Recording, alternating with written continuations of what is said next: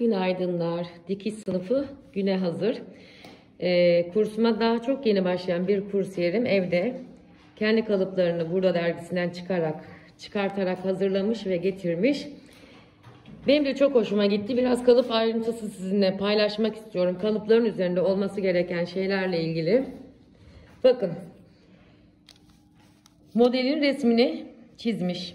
Parçalarını kendisi için önemli bulduğu parçaları çizmiş.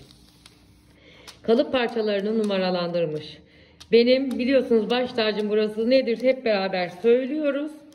Düz boy ipliğini işaretlemiş. İsmini yazmış. Derginin sayısını yazmış. Çıkardığı tarihi bile yazmış. Bakın ben onu yazmam mesela. Hangi sayfadan çıkardığını yazmış. Bu bizim arka kalıbımız. Arka ortasını belirtmiş. Geliyoruz buraya. Tekrar şöyle gösteriyorum. Canım düz boy ipliği. Bunun önemini artık hepiniz biliyorsunuz. Bilmeyenle bozuşacağız. Haberiniz olsun. Kola bakan kısım demiş. Dergideki bütün işaretlerin ve harflerin yerlerini yazmış. Şurada da kol kalıbı var. Kolun her parçasına, kalıbın her parçasına mutlaka bütün bilgileri girmiş. Örnek olması açısından sizinle paylaşıyorum. Tabii kendi adını yazmış. Burada dergisi 2020'ye bir pratik dikiş sayfa 46-47 demiş. Buraya geliyoruz. En önemli bilgilerden biri tekrar. Dikiş payı verilmedi. Şimdi bizim videolarımızda çok soruyorsunuz bunu. Bazen kesim paylaşıyoruz. Hani terapi paylaşıyoruz. Siz ne diyoruz? Kesim videoları falan. Çok yorum alıyoruz onun altına. Diyorlar ki dikiş payı vermeden mi kesiyorsunuz? Dikiş payı vermemişsiniz. Dikiş payınız yok. Biz bazı kalıplarımızda dikiş payını kalıp üzerinde veririz.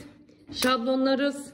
Koyarız ve hiç dikiş payı vermeden kalıbın kenarından keseriz.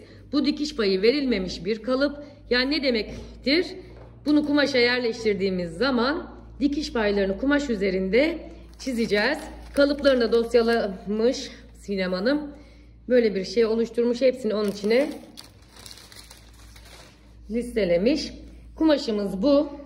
Telalı bir kumaş. Ben çok fazla çalışmadım açıkçası telalı kumaşla. Benim için de bir deneyim olacak. Çok tercih etmem ama değişik bir çalışma olacak. Gördüğünüz gibi kareli bir kumaş. Bu kareli kumaşın yerleştirilmesi için şimdi birazdan ayrıca bir video çekeriz.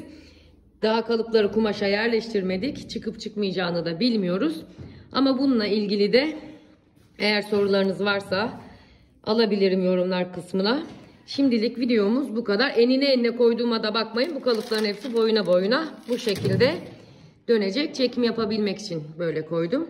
Herkese iyi çalışmalar dikiş sınıfından.